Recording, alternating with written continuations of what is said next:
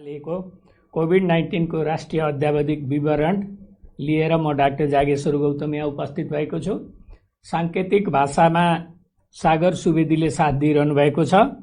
आज अतिथिको रूपमा स्वास्थ्य सेवा विभाग परिवार कल्याण महाशाखाका बाल स्वास्थ्य तथा खोप शाखाका प्रमुख डाक्टर झलक गौतम यहाँ उपस्थित हुनुहुन्छ। र विश्वमा कोभिड-19 को अवस्थालाई चाहिँ हेर्दा संक्रमित भएकाको संख्या जम्मा 2,49,20,024 छ र मृत्यु भएकाको संख्या 8,41,486 र निको भएकाको संख्या 1,73,03,818 छ। नेपालमा पनि निको हुनुभएको व्यक्तिहरूको जम्मा संख्या 20,555 छ। सक्रिय संक्रमितको संख्या 16,578। होम आइसोलेसनमा रहनुभएका व्यक्तिहरूको संख्या 6,445। संस्थागत आइसोलेसनमा रहनुभएका व्यक्तिहरूको संख्या 10,145। गत 24 घण्टामा डिस्चार्ज हुनुहुनेहरूको संख्या 313 र कोरोना ठिक भई डिस्चार्ज हुनुभएका व्यक्तिहरूको प्रतिशत 55% छ। र यसरी कोरोना संक्रमितहरूको उपचारमा खटिनुभएका चिकित्सक, नर्स, स्वास्थ्यकर्मीहरू, अन्य शुभेच्छुकहरू सबैलाई हामी धन्यवाद दिन चाहन्छौँ। आजसम्म आरटीपीसीआर परीक्षणको संख्या 6,69,626 छ र आज गरिएको आरटीपीसीआर परीक्षणको संख्या 10,971 र क्वारेन्टाइनमा रहनुभएको संख्या 8,035 छ। र प्रदेश अनुसार सक्रिय संक्रमितहरूको संख्या यस प्रकार रहेको छ। प्रदेश 1 मा संस्थागत आइसोलेसनमा रहनुभएको संख्या प्रदेश 1 मा 1,222, प्रदेश 2 मा 1,924, बागमती प्रदेशमा 4,155, गण्डकी प्रदेशमा 467, प्रदेश 5 मा 1,140, कर्णाली प्रदेशमा 408 र सुदूरपश्चिम प्रदेशमा 829 गरी जम्मा 10,145। र होम आइसोलेसनमा रहनुभएको संख्या प्रदेश 1 मा 427, प्रदेश 2 मा 3,847, बागमती प्रदेशमा 1,632, गण्डकी प्रदेशमा 18, प्रदेश 5 मा 389, कर्णाली प्रदेशमा 17, सुदूरपश्चिम प्रदेशमा 115 गरी जम्मा 6,445 जना हुनुहुन्छ। हामीलाई 2 वटा कल सेन्टरबाट 8,061 वटा कल प्राप्त भएका छन्। यसपछि म प्रदेश तथा जिल्ला अनुसार आरटीपीसीआर पोजिटिभ को नतिजा बताउन गइरहेको छु। प्रदेश 1 मा इलाममा 1 जना, झापामा 20 जना, धनकुटामा 19 जना, मोरङमा 31 जना, सङ्खुवासभामा 3 जना र सुनसरीमा 24 जना। प्रदेश 2 मा धनुषामा 49, पर्सामा 73, बारामा 21, महोत्तरीमा 26, रौतहटमा 5, सप्तरीमा 2, सर्लाहीमा 83 र सिराहामा 22। बागमती प्रदेशमा काठमाडौँमा 155, काभ्रेपलाञ्चोकमा 19, चितवनमा 57, दोलखामा 1, धादिङमा 9, भक्तपुरमा 12, ललितपुरमा 19, मकवानपुरमा 9 र सिन्धुपाल्चोकमा 1। यसै गरी गण्डकी प्रदेशमा कास्कीमा 3, नवलपरासी पूर्वमा 23, लमजुङमा 29, अनि प्रदेश 5 मा कपिलवस्तुमा 2, गुल्मीमा 1, दाङमा 19, नवलपरासीमा 10, बाँकेमा 20, रूपन्देहीमा 16। कर्णाली प्रदेशमा जाजरकोटमा 1, जुम्लामा 1, दैलेखमा 1, रुकुम पश्चिममा 1 र सुर्खेतमा 10। सुदूरपश्चिम प्रदेशमा कञ्चनपुरमा 17, कैलालीमा 19, दार्चुलामा 3, बजाङमा 26 र बैतडीमा 21 गरी जम्मा 242 महिला र 642 पुरुष गरी जम्मा 884 जना हुनुहुन्छ। प्रादेशिक रूपमा क्वारेन्टिनमा रहेकाहरूको संख्या यस प्रकार छ। प्रदेश 1 मा 734, प्रदेश 2 मा 890, बागमतीमा 724, गण्डकीमा 2354, प्रदेश 5 मा 881, कर्णालीमा 402, सुदूरपश्चिममा 2050 गरी जम्मा 8035। हालसम्म डिस्चार्ज हुनेको विवरण प्रदेश वाइज: प्रदेश 1 मा 1559, प्रदेश 2 मा 4678, बागमतीमा 1001, गण्डकीमा 1703, प्रदेश 5 मा 4747, कर्णालीमा 2033, सुदूरपश्चिममा 4834 गरी जम्मा 20555। आइसियुमा रहनुभएका बिरामीहरूको विवरण: प्रदेश 1 मा 15, प्रदेश 2 मा 38, बागमतीमा 78, गण्डकीमा 3, प्रदेश 5 मा 17 र कर्णालीमा 24 गरी जम्मा 175। र भेन्टिलेटरमा उपचाररत बिरामीहरूको संख्या: प्रदेश 1 मा 3, बागमतीमा 17 र प्रदेश 5 मा 2 गरी जम्मा 22 जना। 500 भन्दा माथि सक्रिय संक्रमितहरू उपचाररत रहेका जिल्लाहरू: मोरङ, धनुषा, पर्सा, बारा, महोत्तरी, रौतहट, सर्लाही, काठमाडौँ र ललितपुर। संक्रमितहरू शून्य भएका जिल्लाहरू 2टा छन्, मुस्ताङ र हुम्ला। अब यसपछि डाक्टर झलक गौतमलाई आफ्नो कुरा राखिदिनु हुन म अनुरोध गर्दछु। नमस्कार, धन्यवाद। स्वास्थ्य तथा जनसङ्ख्या मन्त्रालयका प्रवक्ता डाक्टर जागेश्वर गौतमज्यू लगायत स्वास्थ्य मन्त्रालय र त्यो टिमलाई म धन्यवाद दिन चाहन्छु र आभार व्यक्त गर्न चाहन्छु। र बाल स्वास्थ्य तथा खोप सेवा सम्बन्धी केही जानकारी गराउनु पर्ने आवश्यकता महसुस भएर म त्यस सम्बन्धमा केही जानकारी गराउन चाहन्छु। सर्वप्रथम त हामीले खोप किन दिन्छौँ भनेर हामीले जानकारी राख्नु उपयुक्त हुन्छ। हामीले खोप दिएर जोगाउन सकिने रोगहरूबाट हुन सक्ने अपाङ्ग, बिरामी हुने दर र मृत्युदर घटाएर रोगहरूको नियन्त्रण, निवारण र उन्मूलनका लागि बालबालिकाहरूलाई हामीले खोप दिने गरेका छौँ र गर्भवती आमाहरूलाई पनि हामीले खोप दिन्छौँ। हामीले खोप सेवा 2034 सालबाट सुरु गरेर अहिले हामीले 12वटा एन्टिजेन अथवा 12वटा रोगको विरुद्धमा हामीले हाम्रा 6,20,000 भन्दा बढी बालबालिकाहरूलाई नियमित खोप सेवा दिने गरेका छौँ र हामीले 6,20,000 बालबालिकाहरूलाई खोप मुखबाट 2वटा खोप, पोलियो र रोटा भाइरस विरुद्धको खोप र सुईको माध्यमबाट 6वटा खोप दिने गरेका छौँ, जसले गर्दा क्षयरोग, पोलियो, लहरे खोकी, भ्यागुते रोग, धनुष्टङ्कार, hepatitis, pneumonia, meningitis, rubella, Japanese encephalitis लगायत पोलियो लगायतका रोगहरूबाट हाम्रा बालबालिकाहरूलाई जोगाउन सकिन्छ,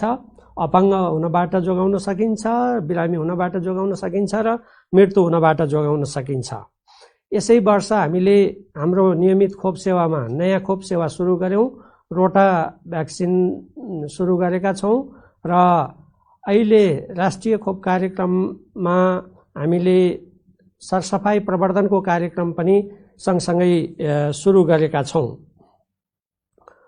हामीले खोप सेवा सुरु गरिसकेपछि नेपालले धेरै उपलब्धिहरू हासिल गरेको छ। जस्तो बिफरलाई हामीले उन्मूलन गर्यौँ, पोलियोलाई शून्य अवस्थामा पुर्यायौँ र नवजात र शिशुलाई हुने धनुष्टङ्कार र गर्भवती आमाहरूलाई हुने धनुष्टङ्कारलाई हामीले निवारण गर्यौँ र हामीले धेरै रोगहरूलाई नियन्त्रण गरेका छौँ। जस्तो रुबेला र कन्जिनेटल रुबेला सिन्ड्रोम भन्छ, हेपाटाइटिस बी, डिप्थेरिया, लहरे खोकी, जापानिज इन्सेफ्लाइटिस लगायतका रोगहरूलाई हामीले नियन्त्रणमा राखेका छौँ र नेपाल सरकारले सन् 2000 सम्ममा दादुरालाई निवारण गर्ने र पोलियोलाई उन्मूलन गर्ने लक्ष्य लिएको छ र हामीले दिने खोपहरू निशुल्क छन्, प्रभावकारी छन् र गुणस्तरीय छन् र यी खोपहरूले जीवनको रक्षा गर्छन्।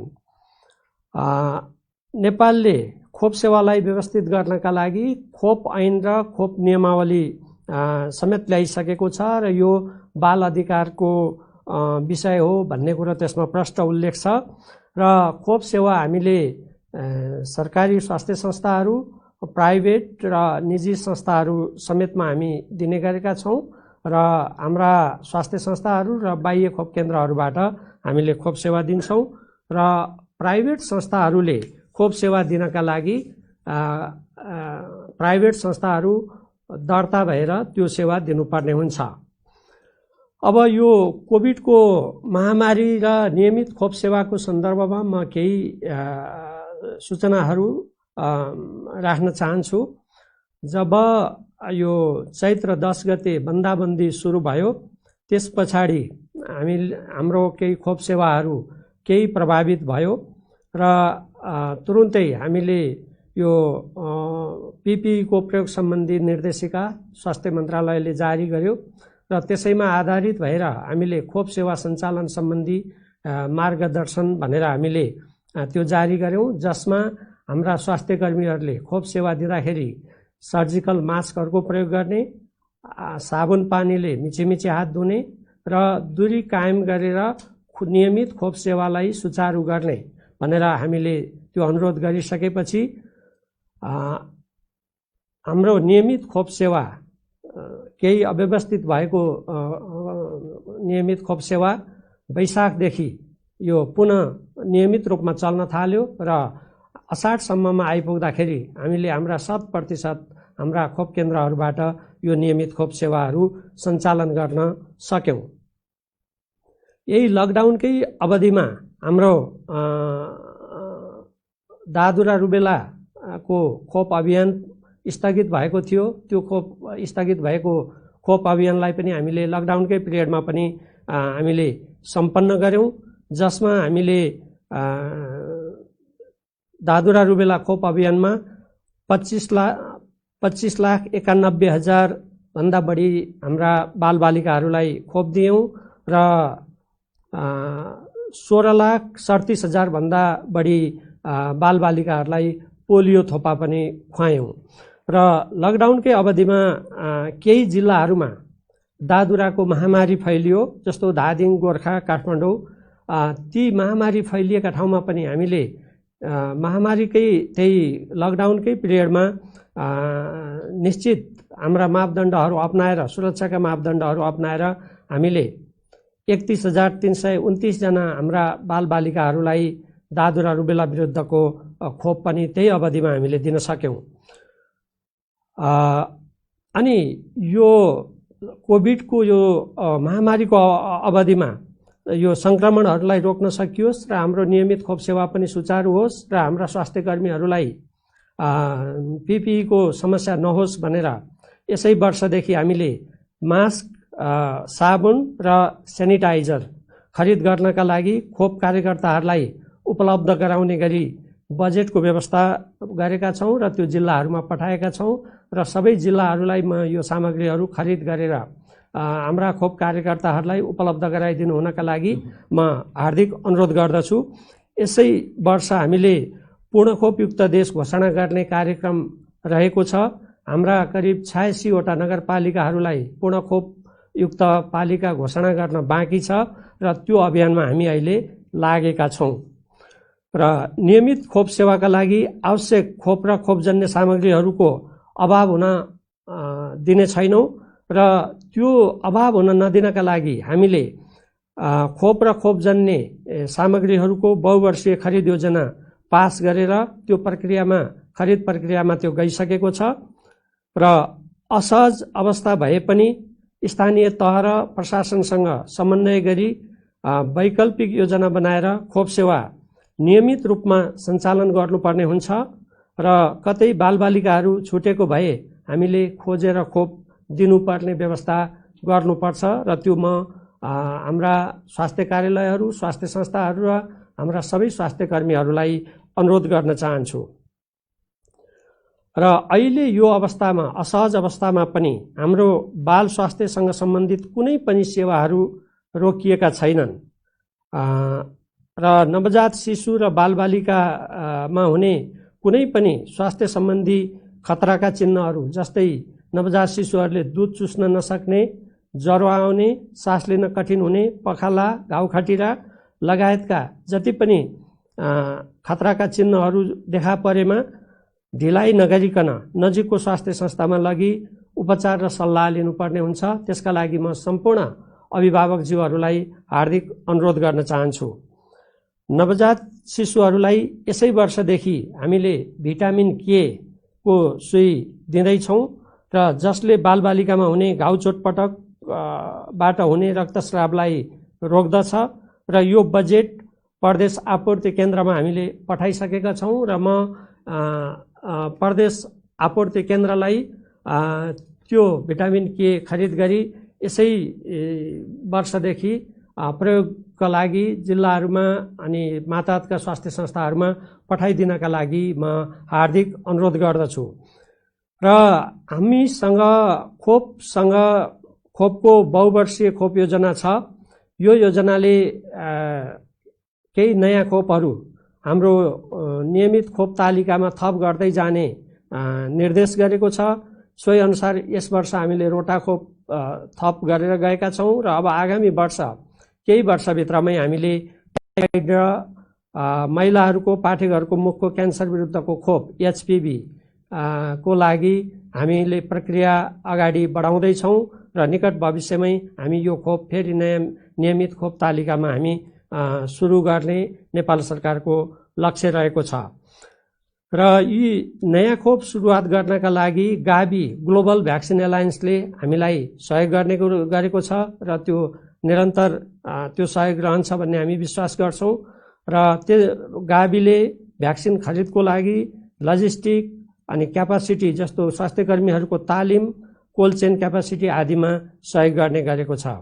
र खोपका मुख्य विकास साझेदारहरू WHO र युनिसेफ छन् र WHO र युनिसेफको सहयोग हामीले निरन्तर पाइराखेका छौँ र आगामी केही वर्षभित्रै हामीले टाइफाइड र HPV खोप सुरु गर्ने कुरा अघि मैले भनिसकेको छु। अब यो कोभिडको महामारीको सन्दर्भमा कोभिडसँग सम्बन्धित खोपको बारेमा धेरै जिज्ञासा हामीले पाएका छौँ र धेरै प्रश्नहरू हामीलाई सोध्ने गरिएको छ र हालसम्म विश्व स्वास्थ्य संगठन WHO ले प्रमाणित गरेको अथवा एप्रुभ गरेको कोभिड-19 सँग सम्बन्धित खोपहरू बजारमा आएका छैनन् र नेपालले प्रयोग गर्ने सबै खोपहरू WHO PQ खालको खोपहरू हामी प्रयोग गर्छौँ र हालसम्म 31 वटा खोप क्लिनिकल ट्रायलमा रहेका छन् र 142 वटा प्री क्लिनिकल नन ह्युमन उसको अवस्थामा ट्रायलमा रहेका छन्, जसमध्ये 9 वटा खोप फेज 3 तेस्रो चरणको क्लिनिकल ट्रायलमा रहेका छन्, जसमा हामीले खोपको प्रभावकारिता त्यसमा हेरिने गर्छ, एफिकेसी। र नेपालले खोपको तेस्रो चरणको अनुसन्धानमा चाहना व्यक्त गरिसकेको छ र खोप उत्पादन भइसकेपछि सबै मुलुक, धनी वा गरिब मुलुकहरूले समानताका आधारमा खोप पाउनुपर्छ भन्ने हाम्रो मान्यता रहेको छ र नियमित खोप सेवा सञ्चालन भएन भने बालबालिका त्यो खोपबाट छुटे भने दादुरा, डिप्थेरिया, जापानिज इन्सेफलाइटिस, पोलियो जस्ता रोगहरूको महामारी फैलिन सक्छ। केही ठाउँहरूमा हामीले महामारी फैलिएको पनि हामीले सर्भिलेन्समा, खोज पत्तालमा भेटिरहेका छौँ। ती रोगहरूको मृत्युदर कोभिड-19 को भन्दा बढी छ। त्यसैले हरेक बालबालिकाहरूले खोप पाउनुपर्छ र ती बालबालिकाहरूलाई हामीले नछुटाइकन खोप दिनुपर्छ। र अन्त्यमा म यो नियमित खोप सञ्चालन गर्ने, जस्तो अहिले कोभिडको यो असहज अवस्था, बाढी पहिरोको अवस्था, यो असहज अवस्थामा पनि हाम्रा सबै स्वास्थ्य कर्मीहरूले नियमित खोप सेवा सञ्चालन गरिरहनु भएको छ। ती सबै स्वास्थ्य कर्मीहरूलाई म धन्यवाद दिन चाहन्छु, आभार व्यक्त गर्न चाहन्छु र हाम्रा सबै महिला स्वास्थ्य स्वयंसेविकाहरू र हामीलाई खोपमा सहयोग गर्ने गाभी, WHO, युनिसेफ र खोपको यो क्याम्पेनमा हामीलाई सहयोग गर्ने Rotary, Lions, WaterAid, Ncell, Red Cross, शिक्षक, क्लबहरू, सञ्चारकर्मीहरू र सबै सहयोगीहरू सबैलाई म धन्यवाद र आभार व्यक्त गर्न चाहन्छु। र केही सञ्चार माध्यमहरूमा अहिले धेरै नियोनेटल डेथ बढी भयो भनेर केही सूचनाहरू आएका छन् र डरलाग्दा सूचनाहरू हामीले समाचारहरूमा पढ्ने गरेका छौँ। हामीले 3 वर्षको तथ्याङ्क हेर्दाखेरि 2074-75 को तथ्याङ्क हेर्दा 28 दिनभित्रका शिशुहरू हाम्रो संस्थामा 716 जनाको मृत्यु भएको थियो। 75-76 मा 680 जनाको मृत्यु भएको थियो र 76-77 मा अहिलेसम्मको तथ्याङ्कमा संस्थागत जुन नियोनेटल डेथ 28 दिनभित्रको शिशुको मृत्यु 712 भएको छ। त्यसकारणले कुनै पनि समाचार सम्प्रेषण गरिदिँदाखेरि तथ्यमा आधारित भएर समाचार सम्प्रेषण गरिदिनु हुन म सबै सञ्चार माध्यम र सबै महानुभावहरूलाई अनुरोध गर्दै आफ्नो भनाइ यहीँ टुङ्ग्याउँछु। धन्यवाद, नमस्कार। धन्यवाद डाक्टर झलक गौतमलाई। आज मैले भएको RT-PCR को परीक्षणको सङ्ख्या चाहिँ मा अलिकति गल्ती हुन गएकोले भुल सुधार गर्न चाहन्छु। त्यो सङ्ख्या हो 11,516। यो अनुसार बुझिदिनु हुन अनुरोध गर्दछु। जानकारी छ, हिजो आज कोभिड पहिचानका लागि PCR परीक्षण गर्न धेरै भनसुन गर्ने गरिएकोमा मन्त्रालयको ध्यानाकर्षण भएको छ। PCR परीक्षण कोभिड-19 को अचूक औषधि होइन। यो समाजमा संक्रमण कतातिर जाँदैछ, जोखिममा भएका वा लक्षण भएका व्यक्तिहरूमा चाँडो पत्ता लगाई व्यवस्थापन गर्न र संक्रमणको चाँडो पहिचान गरी संक्रमणको चक्र रोक्नको लागि गर्नुपर्ने हुन्छ। भएका स्रोत साधनको समुचित प्रयोग गर्नु हामी सबैको कर्तव्य हो। कोभिड-19 परीक्षणमा प्रयोग हुने उपकरण र रिएजेन्टहरू हाम्रो देशमा बन्दैनन्। यसका लागि निकै ठुलो धनराशि विदेशीले गर्छ भन्ने सबैले बुझौँ र आवश्यकताका आधारमा मात्रै परीक्षण गर्ने गरौँ र सोही अनुसार निःशुल्क रूपमा सरकारले नै परीक्षण गर्ने व्यवस्था गरेको छ। शङ्कास्पद बिरामीहरू, कन्ट्याक्ट ट्रेसिङमा परेका व्यक्तिहरू, निश्चित समुदायमा अनुसन्धान प्रयोजनका लागि नमुना परीक्षण सरकारले निःशुल्क गर्दै आएको छ। कसैले आफू खुसी गर्न चाहनुहुन्छ भने शुल्क तिरेर गर्न सक्ने व्यवस्था पनि मिलाइएको छ। तर अनावश्यक रूपमा धेरै परीक्षण नगर्नु, नगराउनु हुन, नआत्तिनु हुन सबैमा अनुरोध गरिन्छ। धनी देशहरूमा बनेका स्वास्थ्यजन्य सामग्रीहरू हाम्रो जस्तो देशमा ल्याएर प्रयोग गर्दा स्वभावैले निकै महँगो पर्न जान्छ। त्यसमा पनि हालको कोभिडका परीक्षणका सामग्रीहरू संसारभरि माग भइरहेको छ, महँगा छन् र अभाव पनि छ। नेपालमा हालसम्म 6.5 लाखभन्दा बढी व्यक्तिहरूको परीक्षणबाट 37,000 को हाराहारी व्यक्तिहरूको संक्रमण पोजिटिभ पहिचान भएको अवस्था छ। हामीले त्यसै पनि अड्कल गर्न सक्छौँ कि कति धेरै रकम परीक्षणमा खर्च भइरहेको छ। अब अनुरोध छ, स्वास्थ्य तथा जनसङ्ख्या मन्त्रालयले कोभिड-19 को जोखिम रहेको स्थानमा बसोबास गर्ने व्यक्तिहरूलाई लक्षित गरी परीक्षणको दायरा फराकिलो बनाएको छ। अहिलेको अवस्थामा संक्रमण दर दिन प्रतिदिन वृद्धि हुँदै गएको अवस्था छ। यसको प्रभाव अग्रपङ्क्तिमा रहेर सेवा प्रदान गर्ने चिकित्सक, नर्स, स्वास्थ्यकर्मीहरू, सुरक्षाकर्मीहरू, अन्य कर्मचारी, सवारी चालक तथा सहयोगीहरू लगायतका समाजका हरेक तह र तबकाका, विशेष गरी घना बस्तीहरूमा बस्ने आवतजावत गर्ने स्थानहरूमा यो रोग देखा परेको छ। कोभिड-19 संक्रमण पुष्टि भइसकेपछि संक्रमण अन्य व्यक्तिहरूलाई सर्न नदिनका लागि अलग्गिएर बस्नुपर्छ, आइसोलेसनमा बस्नुपर्छ, जसले गर्दा संक्रमणको चक्रलाई रोक्न सकिन्छ भन्ने हामी सबैलाई थाहा भइसकेकै छ। अप्ठ्यारो परेकालाई स्वास्थ्य संस्थाहरूमा ठाउँ उपलब्ध गराउन समेत तपाईँ हामी लक्षण नभएका व्यक्तिहरू सम्भव भएमा घरमै आइसोलेसनमा अलग्गिएर बस्दा, खानपिन बसोबासका हिसाबले र मानसिक रूपमा समेत घरमै छ भन्ने भएर चाँडो निको हुने वातावरण बन्दछ। रोगका लागि सबैभन्दा महत्त्वपूर्ण कुरा भनेको राम्रो खानपान र आत्मबल नै हो, जुन आफ्नै घरको वातावरण धेरैभन्दा धेरै उपलब्ध हुने गर्छ। त्यस्तै सामान्य लक्षण भएकाहरूलाई आइसोलेसन सेन्टर र कोभिड अस्पतालमा भर्ना गरी निगरानीमा राख्ने गरिएको छ। यसरी आइसोलेसनमा बस्दा चिकित्सक तथा स्वास्थ्यकर्मीको प्रत्यक्ष अप्रत्यक्ष सरसल्लाह एवं सम्पर्कमा रहिरहनु पर्ने हुन्छ। उहाँहरूले तपाईँ हाम्रो आत्मबल बढाउने काममा अतिरिक्त कुनै समस्या भएमा त्यसको समाधानको उपायहरू पनि गर्नुहुन्छ। र यसका साथै आज दुःखद खबरहरू पनि छन्। आज 12 जनाको निधन भएको छ। निधन हुनेमा 3 जना महिला हुनुहुन्छ। पाल्पाको 30 वर्षीय एक महिला र काठमाडौँको 51 वर्षीय एक महिला र भक्तपुरको 62 वर्षीय एक महिला, 3 जना महिला।